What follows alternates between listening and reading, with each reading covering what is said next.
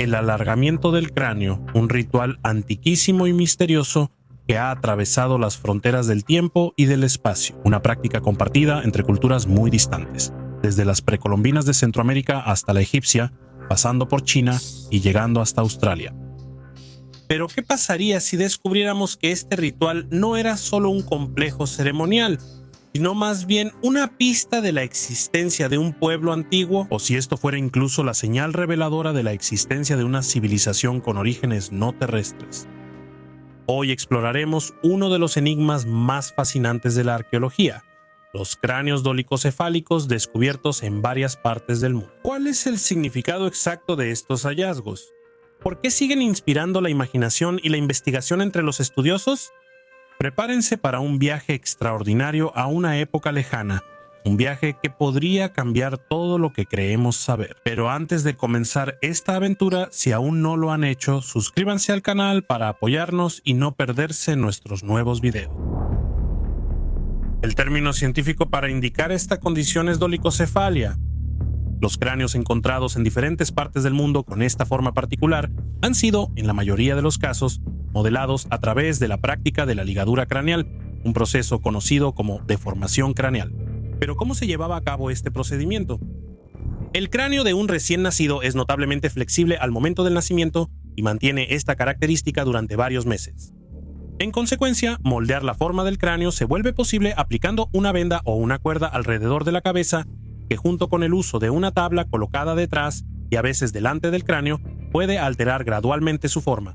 Según numerosos estudiosos, el periodo necesario para llevar a cabo esta modificación generalmente variaba de 6 meses a 3 años. El alargamiento del cráneo, según los investigadores, podía tener varios significados. En algunas culturas, era el símbolo de un alto estatus social y se utilizaba para distinguir a los miembros de una élite o de un grupo étnico particular. En otras, en cambio, era considerado una característica de belleza y, por lo tanto, quien la poseía era más deseado. Algunas teorías sugieren además que esta práctica estaba relacionada con rituales y creencias religiosas específicas. ¿Pero estamos seguros de que se trata solo de esto? ¿O detrás del alargamiento del cráneo se esconde una realidad mucho más compleja y misteriosa?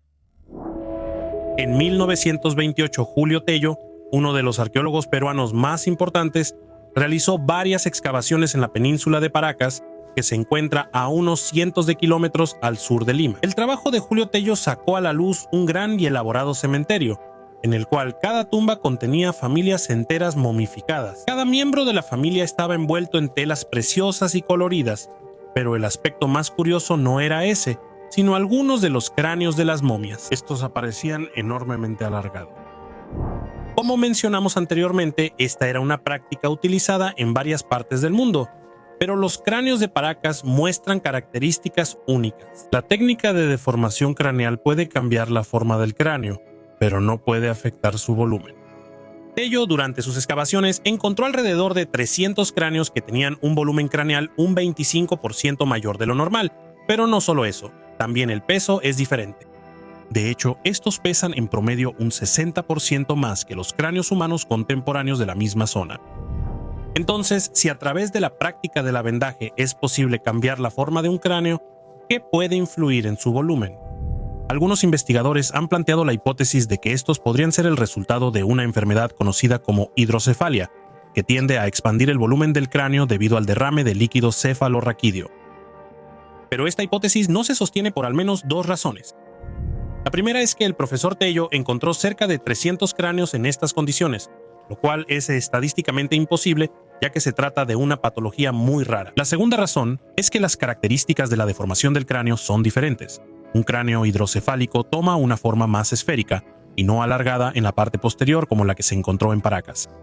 Además de esto, se han evidenciado otras anomalías. Por ejemplo, se encontró una diferencia en la composición de los huesos del cráneo. En este, de hecho, no está presente la sutura sagital y presenta pómulos más pronunciados.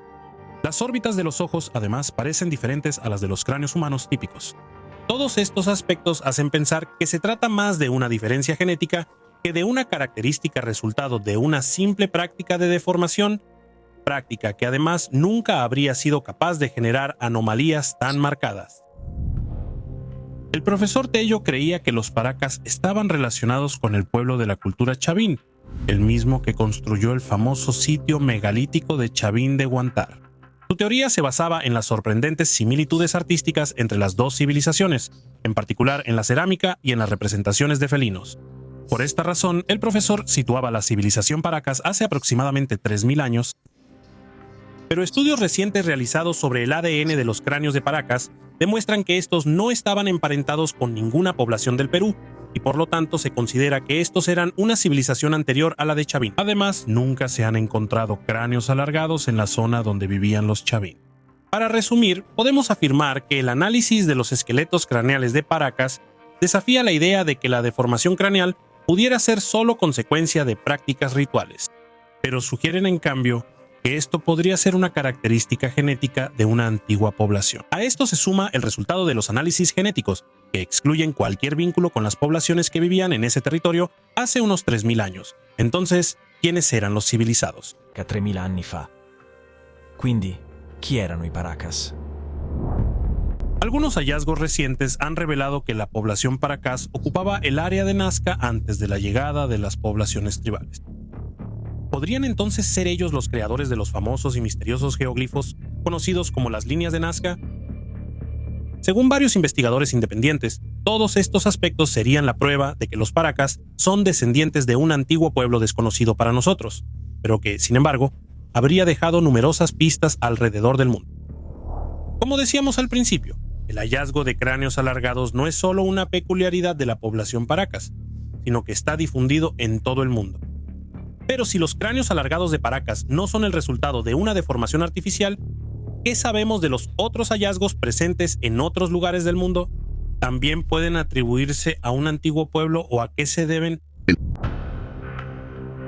Qué hermoso y grande eres, mientras brillas en lo alto sobre cada país y tus rayos abrazan las tierras, hasta los límites que tú has marcado, porque tú eres el sol y llegas a sus fronteras y las sometes a tu hijo legítimo.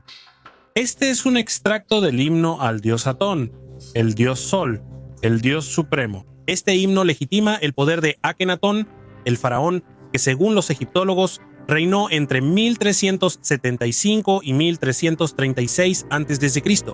Akenatón es conocido como el faraón hereje. Durante su reinado reniega de la plétora de divinidades e introduce el culto monoteísta de Atón. Inicia una verdadera revolución en Egipto. Recupera los antiguos exilios. Enseñanzas que se remontan al periodo de la construcción de las pirámides, época considerada de pureza y de la convicción de que el sol de la justicia y del amor nunca se pondría. Akenatón es el rey, el sumo sacerdote encargado de mantener la herencia de los antepasados como poseedor en la tierra del poder espiritual y temporal. Akenatón dejó una huella indeleble en la historia del antiguo Egipto y, en ciertos aspectos, algunos estudios muy religiosos han visto una especie de afinidad entre el pensamiento del faraón y el de Jesucristo. Pero no son solo los pensamientos y las acciones lo que hicieron de Akenatón una figura destacada del antiguo Egipto. El faraón también tenía características físicas muy particulares. De hecho, Akenatón tenía un aspecto andrógino, dedos casi el doble de largos de lo normal y un cráneo increíblemente alargado, muy similar en características a los que se han encontrado en Paracas. Su aspecto era increíblemente inusual. Algunos investigadores lo han definido casi como un aspecto alienígena. Pero no era solo él quien tenía esta particular complexión física. También la esposa, Nefertiti, aparece con una cabeza alargada y con rasgos faciales muy particulares, así como las hijas de la pareja real, que a su vez presentan estas características anómalas.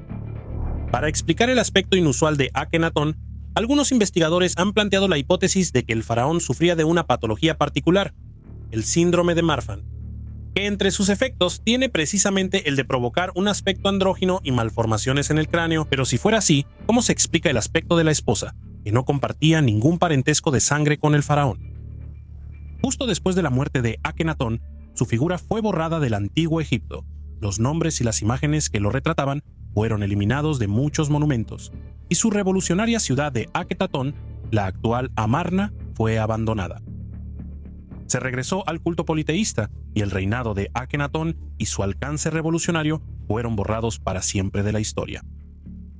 Si hablamos de Akenatón, no se puede descartar que realmente tuviera la apariencia con la que fue representado, pero ¿qué hay de sus descendientes? En cambio, según algunos investigadores, estos eran representados de esta manera por motivos artísticos.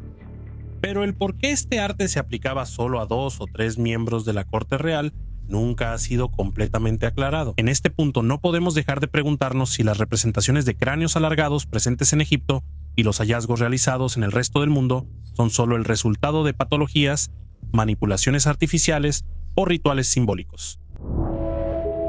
Según varios investigadores independientes, todo esto llevaría a trazar un nuevo camino. Esta sí sería una práctica nacida en tiempos remotos y luego difundida por todo el mundo, pero su origen sería mucho más misterioso y no siempre podría atribuirse a ritualidad, a manipulaciones o a patologías físicas. Un testimonio importante, por ejemplo, lo proporcionan 2 influyentes científicos que vivieron en el siglo XIX. El antropólogo peruano Mariano Eduardo de Riviero y el naturalista y explorador suizo Johann Jakob von Tschudi, quienes afirman haber encontrado en el útero de una momia un feto con la cabeza alargada. La misma conformación, es decir, la ausencia de signos de presión artificial en la cabeza, se presenta en niños que aún no han nacido. Y de la veracidad de esto, tuvimos prueba cierta al observar un feto alojado en el útero de una momia de una mujer embarazada, que encontramos en una cueva de Huichay, a 2 leguas de distancia de Tarma, y que actualmente se encuentra en nuestra colección.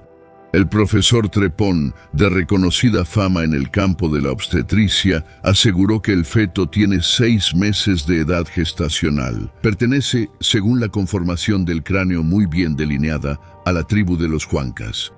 Mostramos al lector un dibujo de esta prueba concluyente e interesante. En oposición a quienes sostienen que las acciones mecánicas son las únicas y exclusivas causas de la conformación craneal de la raza peruana. Otro hallazgo muy interesante ocurrió en Perú, donde se encontró la momia de un niño de solo 10 meses. Los científicos la han fechado entre 6.500 y 8.000 años, por lo tanto, anterior a cualquier momia egipcia.